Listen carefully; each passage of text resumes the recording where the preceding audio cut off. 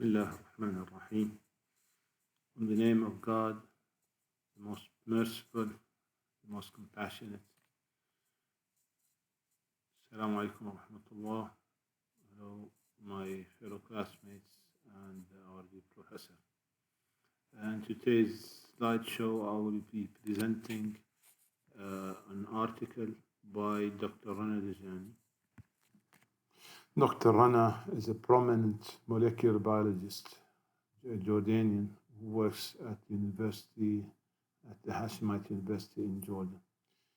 In her article, she is analyzing a book by Professor Nidal Guessoum, who is an Algerian astrophysicist working currently in the US. First of all, a little bit of a background about Dr. Rana. As I said, she's a molecular biologist and professor at the Hashemite University. Has a PhD in molecular biology from 2005 from the University of Iowa. She also has a fellowship at the Radcliffe Institute for Advanced Study at Harvard University and is an Eisenhower Fellow. She also has a Fulbright Scholar. She's also a Fulbright Scholar, same as our professor, and a former Yale visiting professor at the Yale STEM Center. And she's also a visiting scholar at the University of Cambridge and Stem Cell Therapy Center in Jordan. She was also praised by Muslim Science magazine as one of the most influential women scientists in Islam and ranked number 13 among the 100 most powerful women in CEO Middle East magazine. She wrote a very interesting book entitled Five Veils or Five Scarves, Doing the Impossible. If we can reverse self-hate, why can't we redefine success? Obviously, as you see, she's veiled, so she has a hijab. And she describes the five scarves that she wears, those of a mother, a teacher, a scientist, a social entrepreneur, and also a feminist. She's also advocates science education for women and wrote an article on how being a Muslim female scientist helped me to do better science. A very well renowned and respected scientist here in Jordan. And as I said, she will be reviewing a book by Dr. Guessoum. Dr. Guessoum is an astrophysicist, as I mentioned, has a PhD from the University of California, and currently teaching University of Sharjah in UAE. He spent 2 years at NASA, Goddard Space Flight Center, very respected and renowned astrophysicist, and also an avid is an advocate of reinstilling scientific methodology in Muslim culture.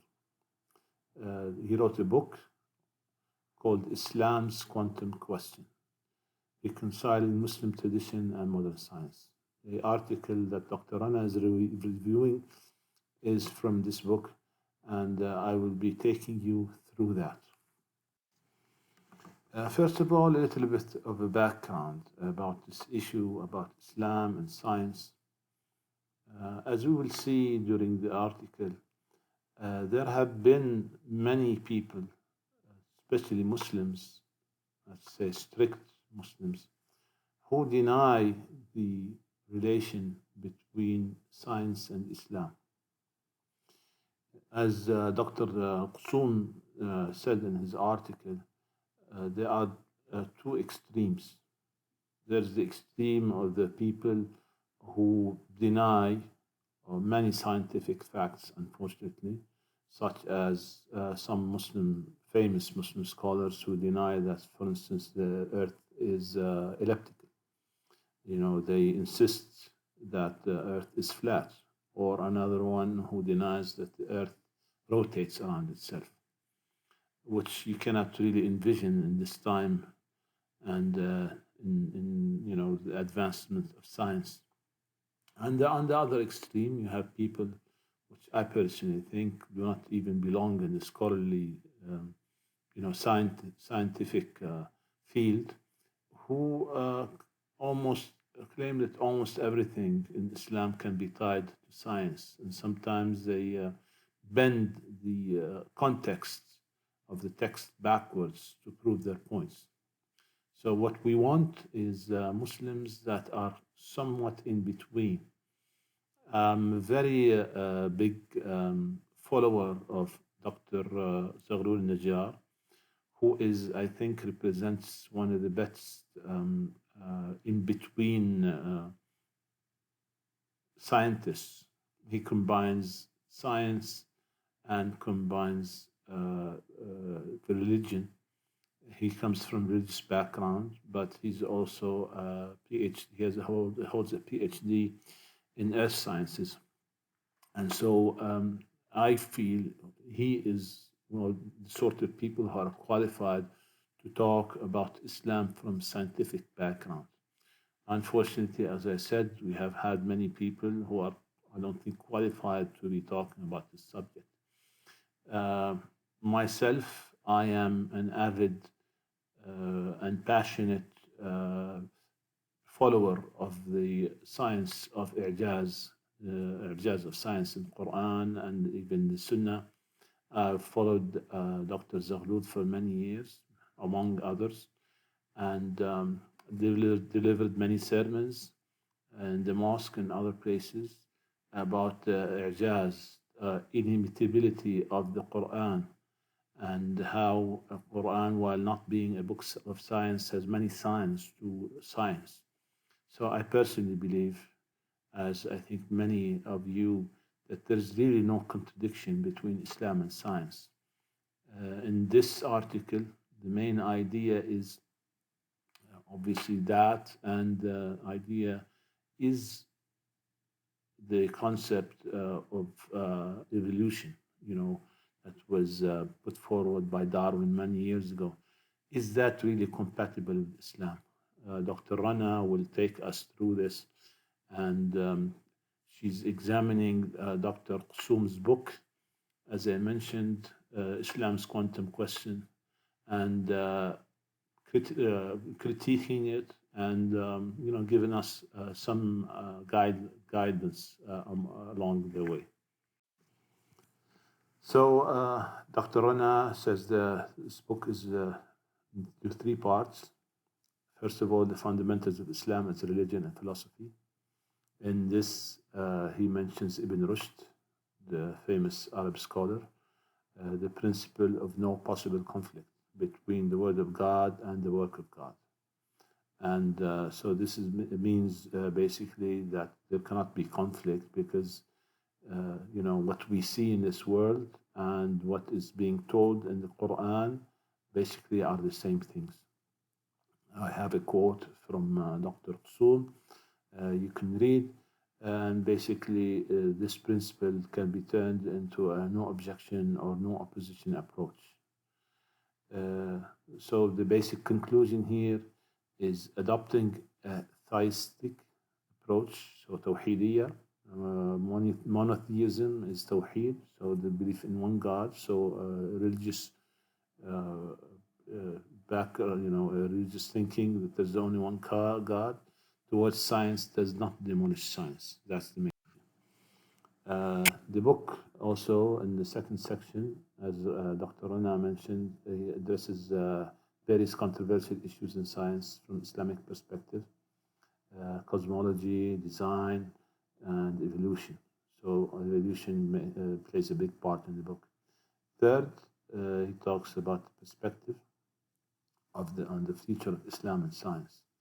So briefly discusses miracles, prayers, divine action in terms of how to explain them and what they are from scientific point of view.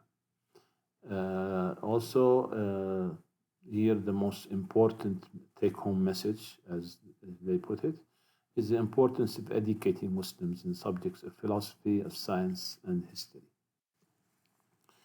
Dr. Guessoum says it's very sad and astounding that practically no philosophy of science is taught in schools and universities in the Arab Muslim world. except perhaps in departments which cannot ignore such a topic, such as the Department of Philosophy in some universities. So many people, he says, adopt traditional or irrational views on most issues, from i'jaz to healing. And he thinks that many of the ills that plague the Muslim world in the realm of science is the introduction of serious courses on philosophy of science. So he's very much a firm believer in that. Most writers about Islamic history, unfortunately, tend to be extremists in one way or another. So they see, they talk about the glorious, history that Muslims have.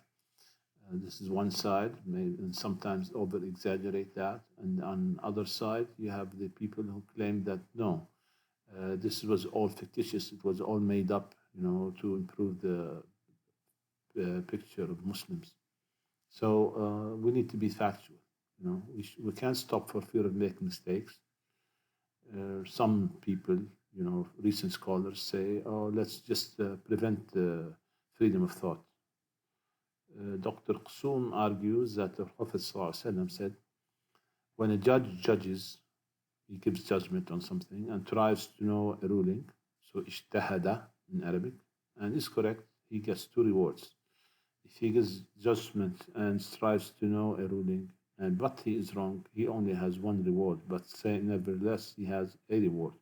إذا حكم الحاكم فاجتهد ثم أصاب فله أجران وإذا حكم فاجتهد ثم أخطأ فله أجر واحد. This is recited by Al-Bukhari.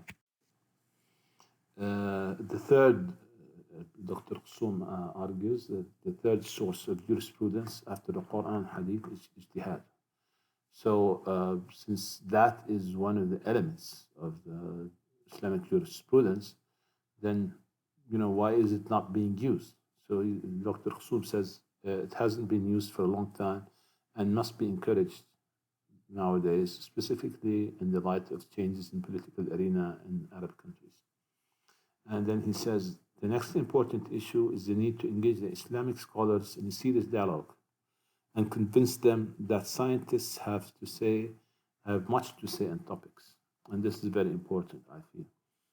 We have very few people nowadays who combine both things. Most scholars are just that, scholars, but perhaps have very little knowledge in life sciences and or the real world. And then you have people such as merchants and or people engineers or doctors who are just that.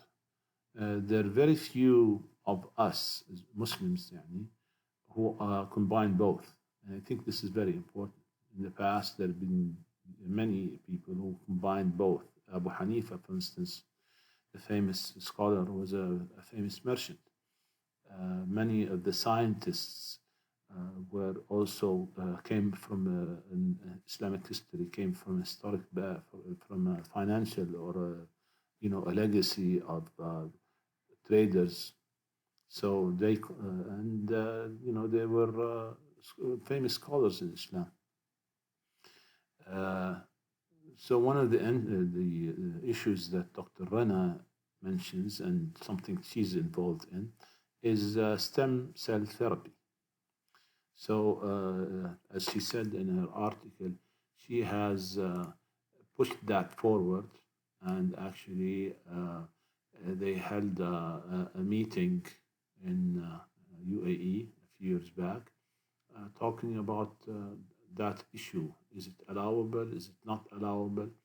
And they think, a bunch of people from her background believe that it should be allowed. They had a dialogue, as I said, in UAE in 2011 called Belief in Dialogue. And, coming from her background, she sees that as something that is positive and something that is needed nowadays with the advances in therapeutic and clinical applications. Obviously, there are major ethical issues and challenges for regulation. But still, people in Muslim countries, he said, should consider legislation and the principle of bioethics to which are based on the Quran and Sunnah.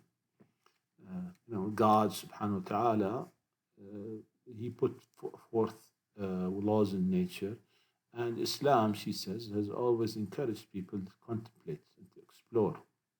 So she feels this is one of the new horizons for exploration, and she believes that Islam does not object to it. I want to hear about your opinion.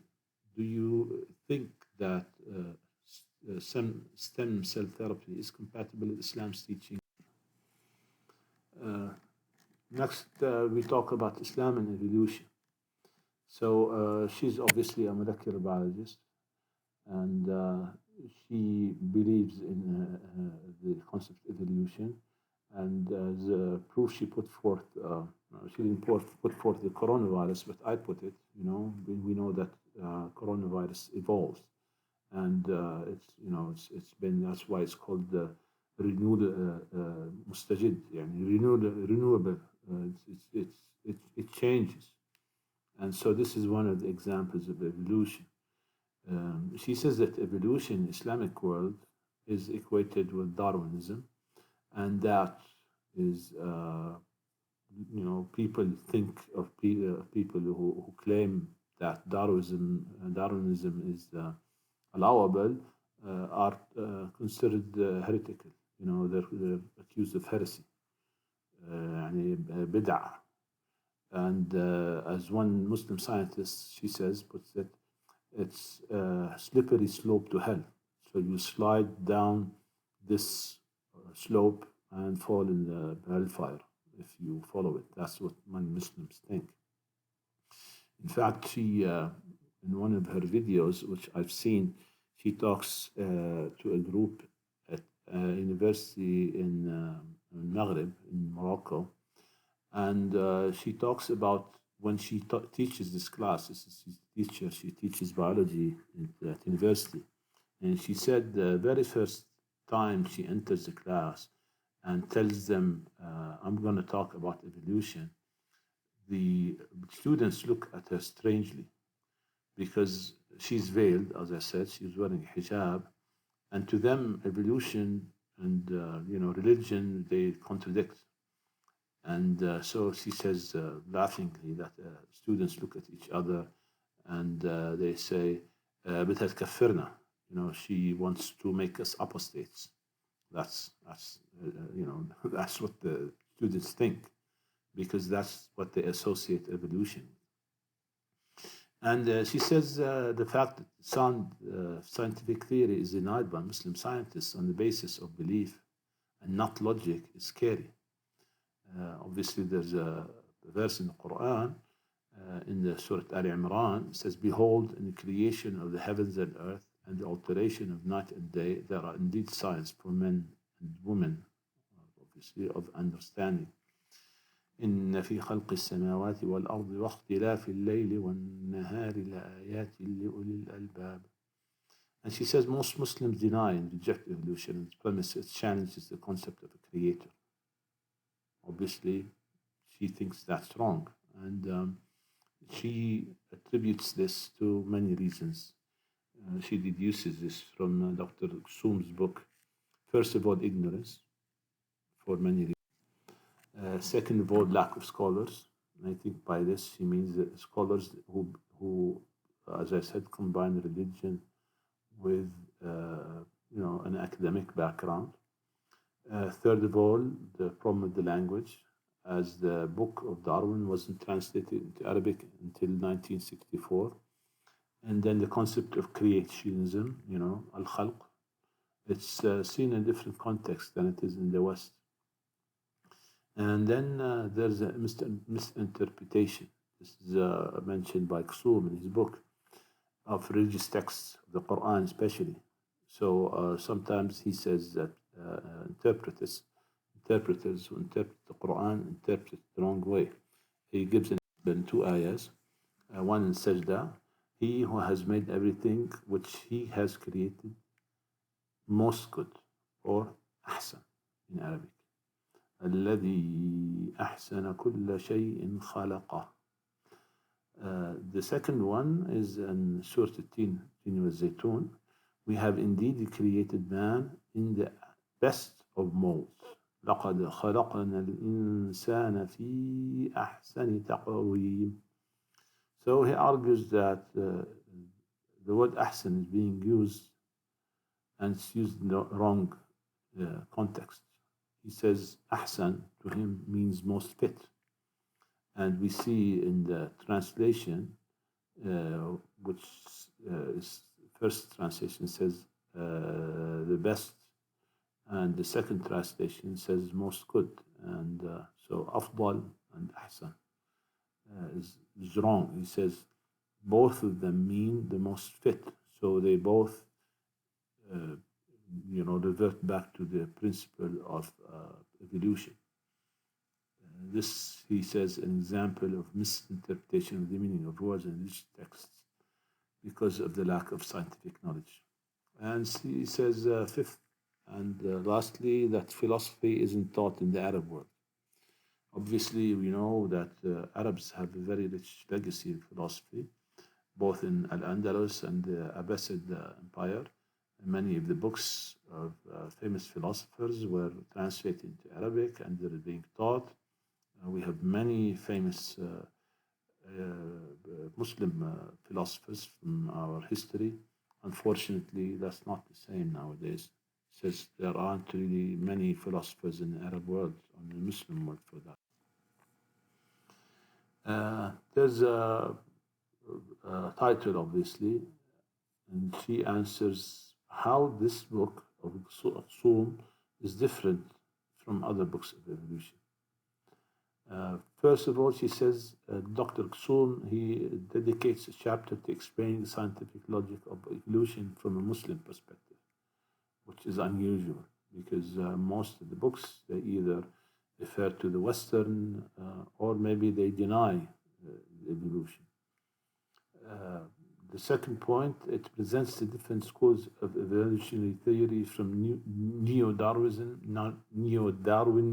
to non-Darwinism, as well the arguments of many scholars in Islam against evolution. And it presents something new, Dr. Rana says, there's evidence in the book that suggests that a theory similar to evolution was proposed as an explanation for the variety of species in the history of Islamic civilization. And to give us examples of evolution, she talks about how the brain evolves. So if you wanted to teach, for instance, a student, you want to teach him calculus, you cannot really, go and, bring a calculus book. You have to go into steps. First of all, you teach him about arithmetic, and then you teach him about algebra and geometry, and you progress until the brain is, has evolved enough to be able to comprehend the concept, or the more difficult concept of algebra. Another example is how Newton, he put forth these laws, but they were not enough to explain, theories in physics.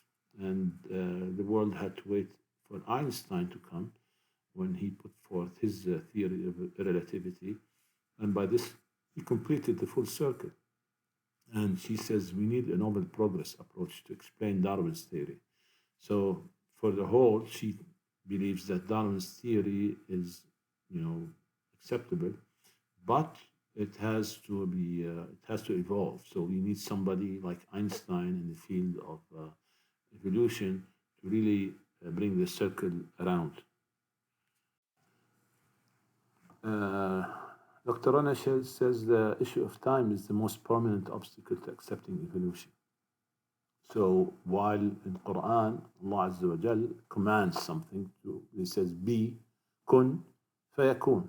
So people believe that is instantaneous. And while Darwin says, evolution has taken millions of years. So she adds that Darwin never questions the origin of life. That's what she says. In fact, she brings a paragraph from his Origin of Species book, the last paragraph, in which he says, Darwin says, there is grandeur in this view of life with its several powers, having been originally breathed by the Creator, so Creator would underline, into a few forms or into one.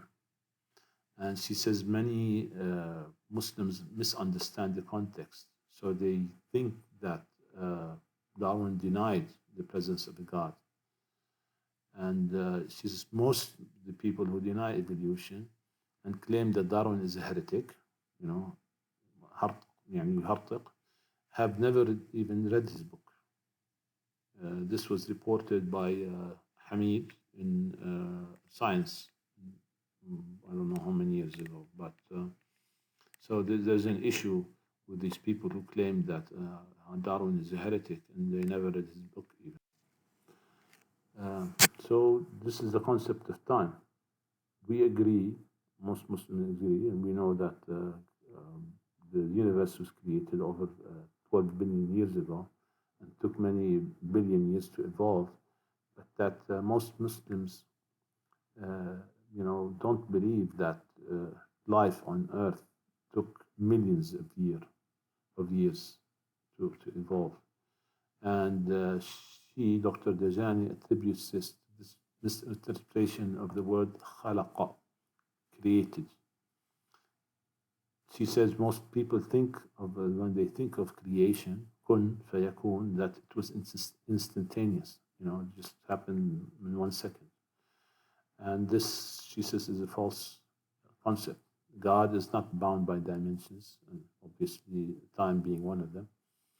And for him, the past, the future, and the present are all one. There's no past, present, or future for God. Whereas we are bound by time, and we also, as human beings, are limited in our biology and our thinking. We cannot, for instance, comprehend the presence of a fifth dimension, because we're limited. And she gives an example in Carl Sagan's book, Cosmos. Carl Sagan, in his book, mentioned the story of an ant. Ants only, they have only the capacity to comprehend 2 dimensions, vertical and horizontal. So they cannot, comprehend the 3rd dimension. So if an ant, for instance, were to go, for instance, on a sphere, round object like a ball, it wouldn't understand. It would keep on walking and walking and walking on the sphere, and not understanding that there is a 3rd dimension, because they're not equipped to understand that. And she says, for us humans, the same thing. We cannot understand the 5th dimension. And she mentions this quote by Mehdi Golshani, in which she says the belief is in an evolutionary mechanism for the emergence of species does not negate the idea of divine creation. So basically, Mahdi and Dr. Rana and Dr. Guessoum, they're saying that Islam or evolution does not contradict Islam, but it's compatible with it. And this is another question I have for you, fellow brothers and sisters, Professor. Do you think that Darwin's theory of evolution is compatible with Islam? So, in conclusion, Dr. Guessoum writes in his book, finally, evolution is highly important in the science, religion / Islam debates, for it is there that one sees the clear differences between those who adopt a simplistic, literalistic reading of the scriptures and those who accept the application of hermeneutics and the principle of multi-layered reading of the texts. So Dr. Rana gives us these 2 main conclusions of the article. First of all, don't keep a closed mind. Keep an open mind, observe, explore, be adaptable, accept new ideas, and last but not least, and perhaps the most important, there is no contradiction between Islam and science. This is a question I want to ask you, fellow students and professor, if you believe in that statement. Is there a contradiction between Islam and science or not? With this, I end my presentation. I hope you have enjoyed it. I hope it will be beneficial for all. I'm looking forward to you answering the questions that I have asked, particularly the last one about the compatibility of Islam and science. May Allah protect us all. I hope that we will get a chance to meet sometime soon after the pandemic ends. Assalamu alaikum wa rahmatullahi wa barakatuh.